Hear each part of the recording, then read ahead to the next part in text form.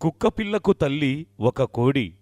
ఒక ఆడకుక్క కొన్ని రోజుల ముందే పిల్లలకు జన్మనిస్తుంది.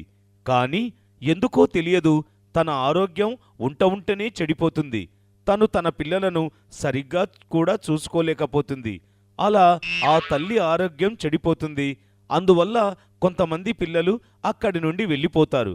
కాని సమ్మీ పేరుగల ఒక కుక్క మాత్రం తన తల్లి దగ్గరే ఉండిపోతుంది. మరియు చెబుతుంది, అమ్మా అమ్మా, ఏమైందమ్మా? లెయ్యమ్మా, మనం వెళ్ళాలి. లెయ్యమ్మా, లెయ్యమ్మా. బాబు, నువ్వు ఇక్కడ నుండి వెళ్ళిపో. నేను ఇంకా బ్రతకలేను. నువ్వు నేరుగా అడవి వైపు వెళ్ళిపో. అక్కడ నిన్ను ఎవరో ఒకరు ఆశ్రయం తప్పకుండా ఇస్తారు.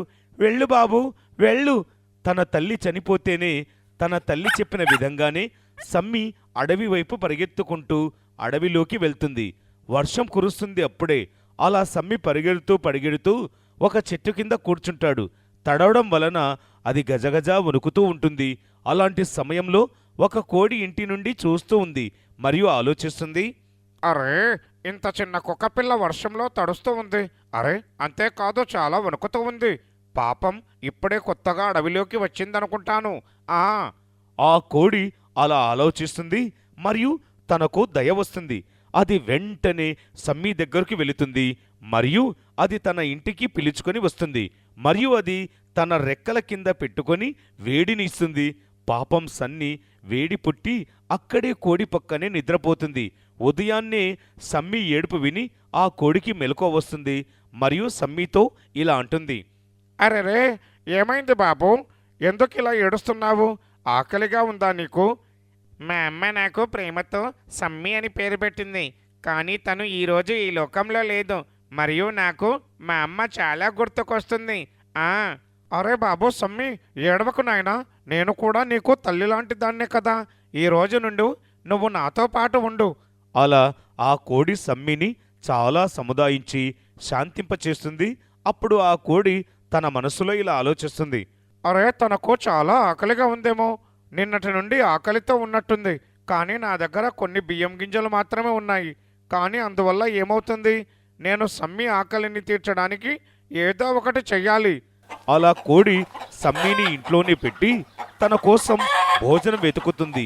అలా సమ్మీ కోసం కొన్ని మాంసపు ముక్కలు తీసుకొని వచ్చి సమ్మీ ముందు ఉంచుతుంది. కానీ సమ్మీ మాత్రం వాటి వైపు అస్సలు చూడడు. అలా 2 రోజులు గడిచిపోతాయి. అలానే కొన్ని రోజులు గడుస్తాయి. అలా సమ్మి ఏమీ తిననందువలన ఆరోగ్యం పాడవుతుంది మరియు బలహీనంగా మారతాడు. అప్పుడు కోడి ఆలోచిస్తుంది. అరే, నేను కూడా ఇంత తెలివి తక్కువగా ఆలోచించాను. ఇంత చిన్న పిల్లాడి కోసం మాంసం ముక్కలు తీసుకొని వచ్చాను. అరే, దానికి పాలు కదా అవసరం. కానీ నేను ఇప్పుడు ఎక్కడి నుండి తీసుకొని రావాలి ఆ పాలను? అలా కోడికి తన ఫ్రెండ్ అయినటువంటి ఆవు గుర్తొస్తుంది మరియు అది ఆవు దగ్గరికి వెళ్ళి వెంటనే ఇలా చెబుతుంది. ఆవు చెల్లెలా, నా కొడుకు చాలా ఆకలిగా ఉన్నాడు. 2 రోజుల నుండి ఏమీ తినలేదు.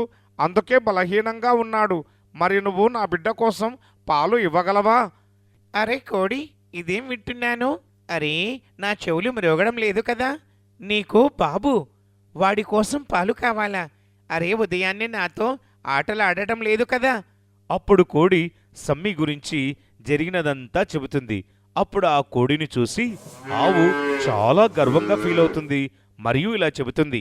అరే చెల్లెలే, నువ్వు అలా అడగాల?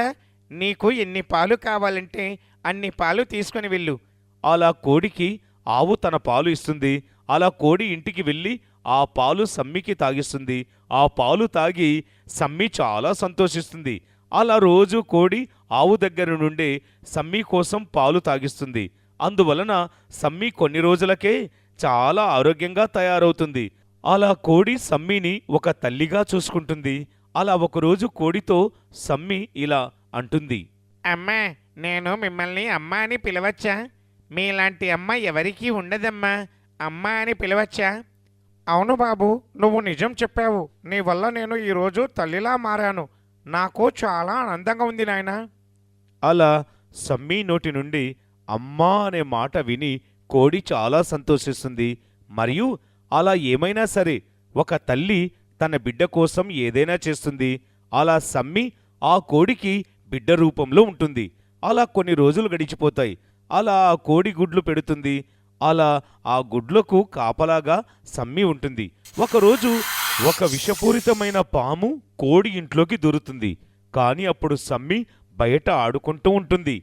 కాని ఆ పాము వచ్చే వాసనను సమ్మి పసిగడుతుంది. అలా గట్టిగా భౌ భౌ అని అరుస్తుంది. మరియు ఇంటి లోపలికి వెళ్తుంది. మరియు ఆ పాము గుడ్లు తినేలోపే ఆ సమ్మి పామును చంపేస్తుంది. అప్పుడు కోడి కూడా వస్తుంది. జరిగినదంతా చూసి చెబుతుంది. బాబు సమ్మి, నువ్వు బాగున్నావు కదా బాబు, నీకు చాలా చాలా కృతజ్ఞతలు. నువ్వు లేకుంటే ఈ పాము నా గుడ్లను తినేసేది నాయనా. ఇది అమ్మా, ఇది నా కర్తవ్యం. నేను చచ్చేదాకా నిన్ను మరియు ఈ గుడ్లను రక్షిస్తూ ఉంటాను.